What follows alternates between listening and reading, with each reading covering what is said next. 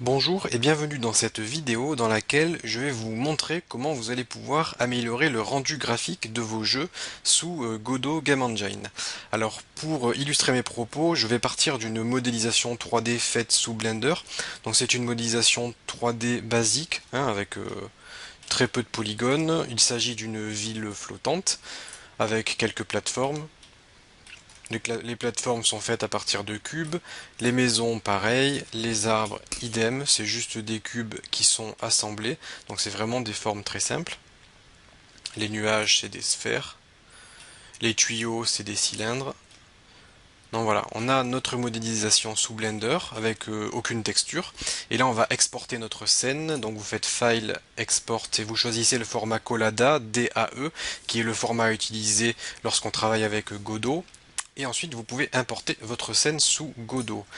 Donc une fois que vous avez importé votre scène, vous vous retrouvez avec ceci, donc votre scène 3D. Là j'ai fait de la modélisation, enfin j'ai ajouté des textures en fait. Alors pour ajouter des textures c'est très simple, vous cliquez sur la forme qui vous intéresse. Il faut se mettre en mode sélection, voilà. Vous cliquez sur la forme qui vous intéresse, par exemple l'arbre.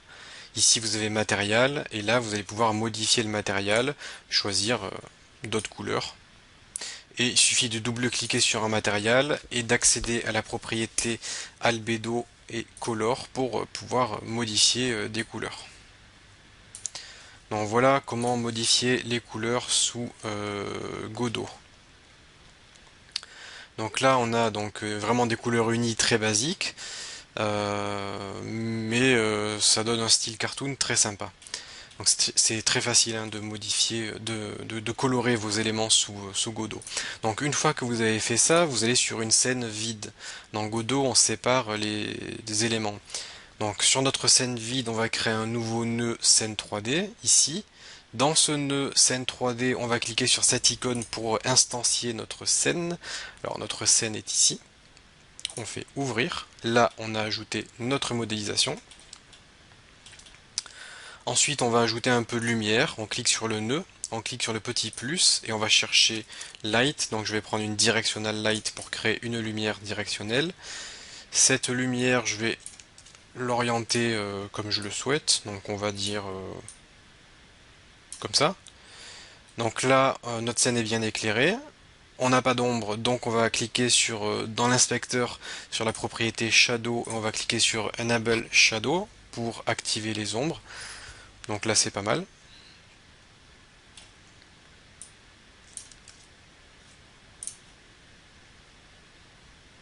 Je vais juste encore la tourner un peu. Voilà. Donc une fois qu'on a fait ça, on va ajouter une caméra. Vous cliquez sur votre nœud principal, vous cliquez sur plus et vous recherchez caméra pour ajouter une caméra. Au niveau de la fenêtre du dessous, je vais cliquer sur aperçu pour voir au travers des yeux de la caméra. On va la déplacer un petit peu, on va la mettre, disons, par là.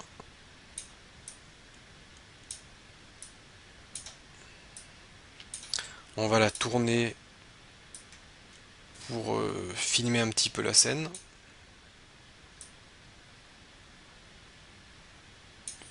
Et voilà, comme ça on pourra avoir une meilleure vue de ce qui se passe. Donc notre caméra, elle filme pas suffisamment bien la scène, donc je vais tourner encore un peu. Voilà. Donc au niveau de notre caméra, on va avoir des propriétés dans l'inspector. Donc l'objectif de cette vidéo, c'est de vous montrer comment améliorer le rendu graphique de vos scènes grâce aux effets de post-traitement. Donc pour cela, on va cliquer sur environnement ici, on va cliquer sur nouveau environnement, là on crée un nouveau environnement, et pour accéder aux propriétés de l'environnement, vous cliquez dessus. Au niveau du background, on peut avoir une couleur unie, mais moi je vous propose de mettre un ciel. Au niveau du ciel, il faut en créer un, on va créer un procedural sky. Ce procedural sky, on peut cliquer dessus pour accéder aux couleurs. Donc là, on va pouvoir sélectionner la couleur de l'horizon, la couleur du sol. Donc moi, je veux un sol un peu plus clair. Vous pouvez modifier les courbes pour modifier le dégradé à l'horizon. Bon voilà, vous avez pas mal de propriétés sur le ciel, les couleurs, l'horizon, les courbes, le soleil, etc. Donc je vais laisser comme ça. En fonction de la couleur de votre ciel, votre scène ne sera pas éclairée exactement pareil. Si par exemple vous faites une scène coucher de soleil, vous voyez que votre scène va dans les tons un peu rouges. Si vous faites un crépuscule, bon, là, vous avez compris le principe. La couleur du ciel impacte l'éclairage de votre scène.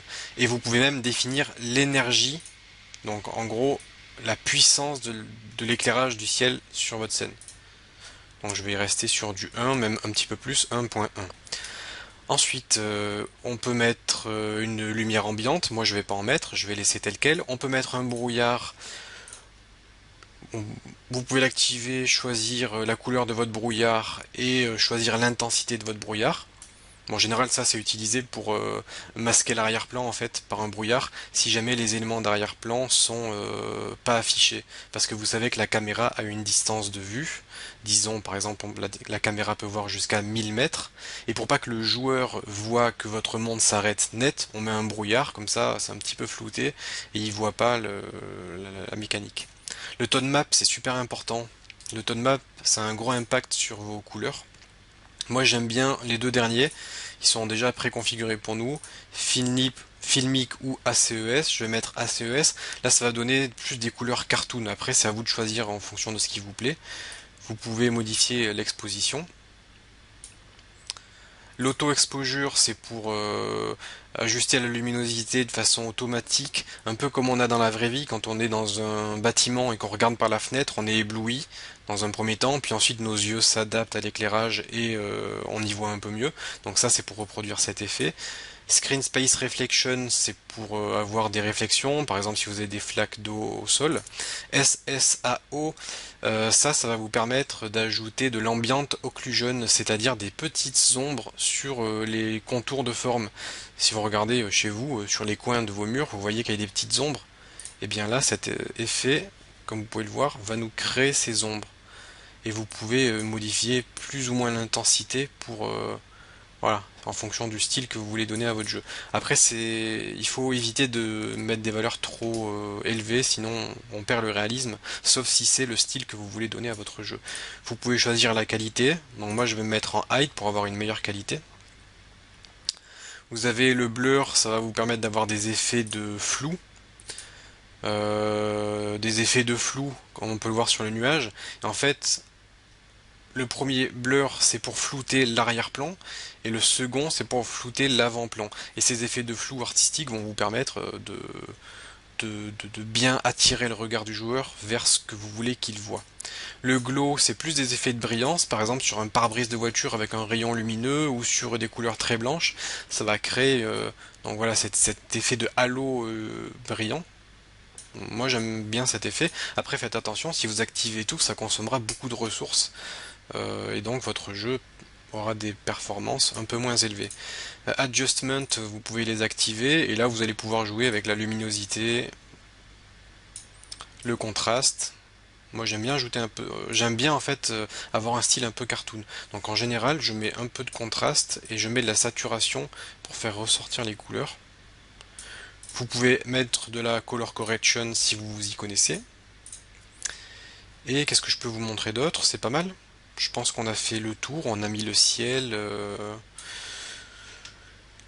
brouillard, on a mis de la lumière, de l'ambient occlusion, on a corrigé un petit peu les couleurs, et là on tombe sur une scène plutôt pas mal, avec une ambiance complètement différente de ce que nous avions tout à l'heure. Donc là on peut faire scène, enregistrer la scène, test, je l'enregistre, et je vais vous montrer à quoi ressemblait notre scène à l'origine. Voilà, avec des couleurs très ternes. Voilà la scène finale et voilà un exemple de scène que j'ai faite juste avant cette vidéo. Et là si je lance la scène on peut même avoir le résultat en live. Et on peut se balader. Donc voilà comment vous allez pouvoir améliorer les graphismes de vos jeux en passant par la caméra et en utilisant des effets de post-traitement. C'est assez facile et le résultat est plutôt satisfaisant. Ça donne vraiment